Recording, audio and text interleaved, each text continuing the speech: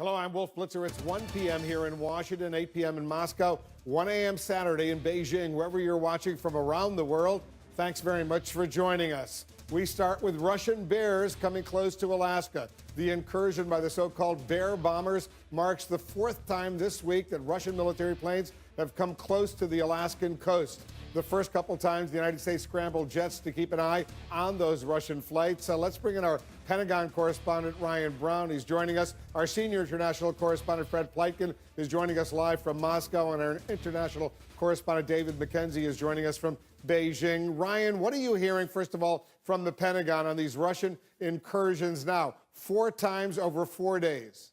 Well, that's right, Wolf. This is the fourth time, and we hadn't seen this kind of activity for quite some time before this. In fact, 2015 was the last time these Russian bombers flew into what's called the Air Defense Identification Zone. It's in international airspace, but it's kind of this area that the U.S. monitors foreign aircraft as they approach and tries to track them, particularly military aircraft. Now, in this most recent case, which occurred yesterday, Russian bear bombers were intercepted by U.S. F-22 jets and some Canadian CF-18s. This is about 700 miles southwest of Anchorage, Alaska, so quite far out. But again, one U.S. defense official saying 4 times in 4 days, this couldn't be anything but strategic messaging from Moscow. Now, of course, there are other factors at play as well. One is that Russia's constantly trying to keep their pilots up to snuff, training them, making sure that they can fly these long-range missions. But again, I think that 4 times in 4 days is particularly noteworthy in this case.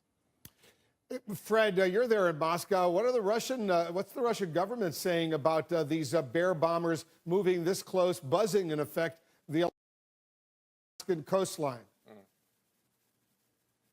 Well, there's really 2 sides to that, Wolf. The Kremlin, for its part, is not saying anything about all of this. They keep referring us to the Russian Defense Ministry. Now, the Russian Defense Ministry has acknowledged that some flights have been taking place over the past couple of days, and has also acknowledged that some of their planes have been intercepted by U.S. jet fighters. They say that all the flights that are taking place in international airspace, and that all of them happen in accordance with international law. But of course, it is something where we are seeing an uptick in such flights.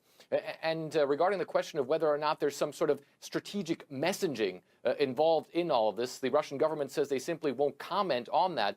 One of the interesting things about all this, Wolf, however, is that as these flights are taking place, these increased flights close to U.S. airspace, the Russians are also conducting maneuvers on their side of the Pacific, specifically down in the Vladivostok regions, with those very same aircraft, the IL-32 spy planes, and also the Tu-95 nuclear-capable bombers, Wolf.